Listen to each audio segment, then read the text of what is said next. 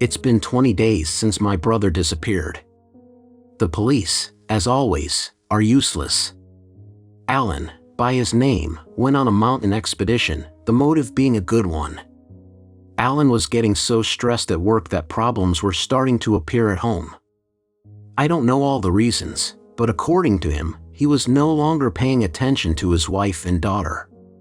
His situation had started to worsen, so much so that there were times when he didn't even come home, not wanting to hear screams and various objects breaking around the house. He often slept wherever he could, and why lie, even I put him up for a few nights. You can probably imagine what happened next.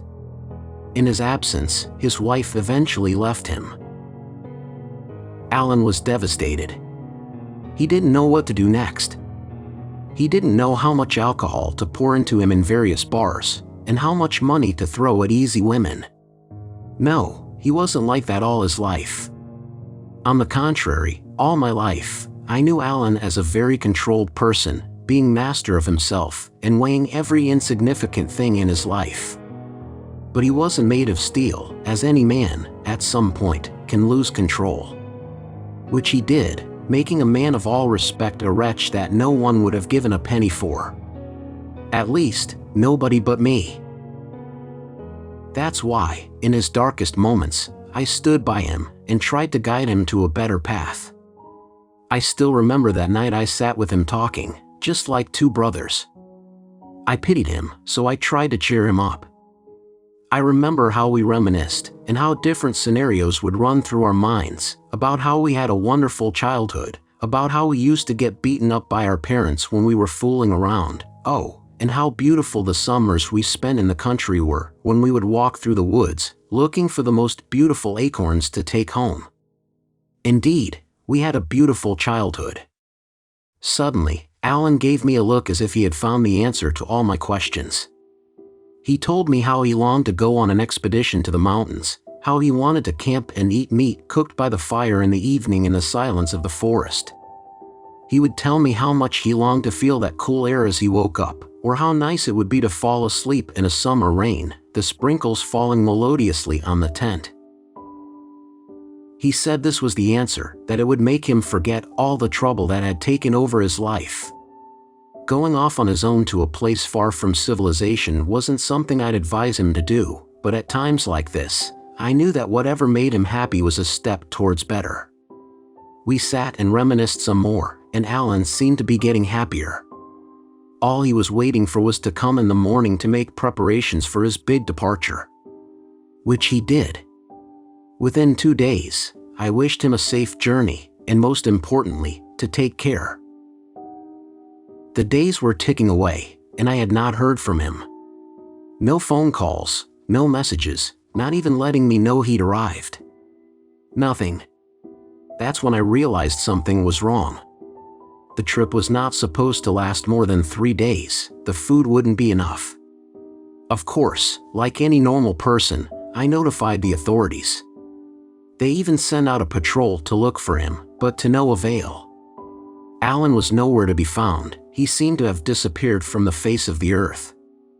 The police didn't close his file, but when they found out about him, they thought he had taken his own life. I was sick of their ignorance. For them it was just another boring case, which probably prevented them from finding old people selling vegetables illegally on the street. I couldn't accept it. I couldn't imagine that Alan would ever do such a thing. I knew him too well. I knew he would never think of such things. For days, I tried to contact his family, but no answer. I kept pressing the calls until I was completely blocked by his ex-wife. I couldn't leave Alan, he was my brother. I couldn't accept that he was lost somewhere in the mountains. I couldn't accept the ignorance that everyone was showing. So, in the next few days, I took heart and went in search of him. In a backpack, I carefully placed an external battery, a spare phone, a blanket, a portable radio that picked up different stations, a flashlight, enough food for 3 days, and 4 bottles of water. I was determined. I was going to find Alan at any cost. The drive to the mountains was pretty uneventful and didn't take very long either. I think about 2 hours by car. I didn't even have to listen to any podcasts or songs on the way, and I don't know what thoughts were running through my head, so many scenarios about what could have happened to Alan. Before I knew it, I was at my destination. I realized it when the thick green forest appeared in front of me. I got out of the car, checked that I hadn't forgotten anything, then locked it, and went on my search. I started looking around, trying to look for signs that someone had been there, but nothing. Leaves were strewn on the ground, giving no impression that anyone had actually walked over them, not even a path. I went on my way, engrossed in thought and the sounds of birds. I must have patrolled for 2 hours, and no sign of Alan. Time was short, and the evening was rushing on, the thick leaves of the trees not helping. Finally, I decided to camp on a hill, thinking that if I was higher up, I would be safe. I spread out my blanket and ate a sandwich, then laid back and looked up at the starry sky that was becoming more and more visible. Before I knew it, I was asleep. I think it was around 1 a.m. when the station in my backpack woke me up. From it, there was a sound that startled me, but still left me confused, as I couldn't figure out what it was. I grabbed it and tried to change the frequencies, hoping I'd run into that sound again, but nothing. Can anyone hear me? Come in, can anyone hear me? I got no response. Absolutely nothing. It's like that sound came out of nowhere, and that's where it went. I checked my phone, but the only thing it showed was the signal list and the late hour. I tried to go back to sleep, with difficulty, but I managed. In the morning, I continued my search. I walked around. I shouted to no avail. There was no one to hear me, let alone answer me. I kept thinking about Alan, where he could be, what happened to him, and of course, the worst case scenarios, where he was lost in the woods, with no food or water, or someone who could help him. Between him and I, he was never a good scout. He liked the idea of camping, fishing, but he wasn't good enough to do it himself. That's where I came in, being a helper for him. I was always more handy, finding different solutions in the hardest times, not him. I came to regret influencing him, telling him that it was a good idea to go off alone like crazy in the mountains, looking for peace of mind. But what was to be done? The man was a wreck. I didn't want to spoil that little thought. The thought that made him disappear into the woods, with who knows what thoughts. The more I searched for him, the more I tried to track him down. The thoughts that he had committed suicide in the woods, or that he had starved to death, began to race through my mind. Don't judge me, he was my brother, I wanted his best. Maybe that's why I was projecting my darkest scenarios. Another fruitless day. I couldn't afford to stay in the forest, especially as the food was almost gone, and I didn't know if 2 bottles of water would be enough for another day. In the evening, when darkness took hold of the mountains, I decided to go to bed early, because if I stayed up late, my body would demand more food, and I couldn't afford to finish it. Every second I looked for my brother, I was closer to finding him. At least, that's what I thought. At times like this, I had to be optimistic. I laid my blanket on the floor, put my phone on charge, and slowly but surely, I fell asleep. But my sleep was to end at around 3 in the morning, when from the station, a sound broke. It wasn't human, and I'm pretty sure there wasn't a source in that area that made that sound. I don't know. It sounded like a megaphone redirected the most awful siren sound through the station. No, I'm not rambling, that's exactly what it sounded like. Before I knew it, I was sweating, I was overcome with fear. Alone in the woods, hearing a sound whose source I couldn't identify was too much for me. I couldn't fall asleep, so I took my phone out of my pocket and tried to calm myself, looking for different pictures or videos in the gallery. At least, time was passing. I eventually fell back asleep, waking up again in the morning. As long as it was light outside, I could continue my search. Unfortunately for me, But also for Alan, this was the last day I could spend in the forest. The lack of food and water forced me to go back home. I was pressed for time. Therefore, the only way I could go was to the car, but I decided to detour a bit from the route I came, thus going through unexplored areas, and increasing my chances to find Alan. Oh, and don't think I walked only a little. In any case, the walk to the car, by my estimates, was at least 6 hours. That's in the happy case. On the way, I kept chattering at the station, hoping someone would pick me up, but to no avail. The silence was oppressive, and the fact that I couldn't find any sign of Alan didn't help at all. I was beginning to lose hope, but I didn't want to believe that my brother was lost. I just didn't accept it. I couldn't allow myself to accept it. He was still the person I grew up with. He was always there for me when I needed him, and now, when he needed me the most, I wasn't there for him. It was like looking for the needle in the haystack.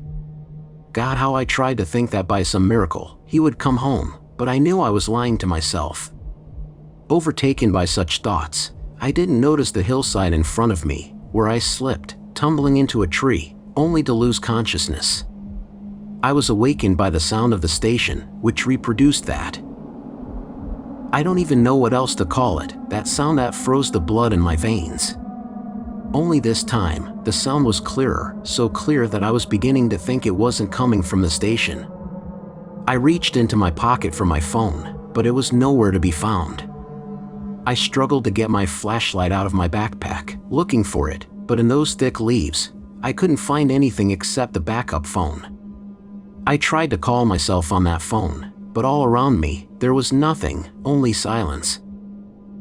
Maybe too much silence. In this area of the forest, it was unnaturally deserted. I don't think I heard any birds on the way to the car. Not even crickets could be heard.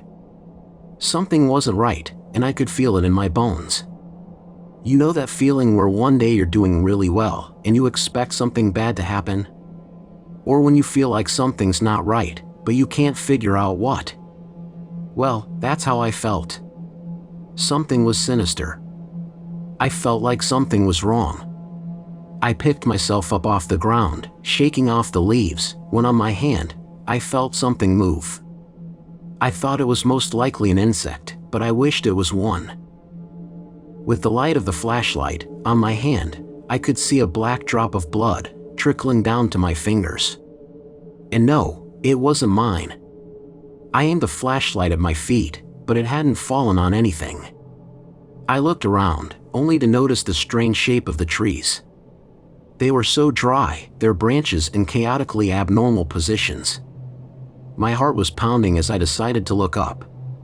There, hanging from a tree, with his own organs, hung Alan, or what was left of him.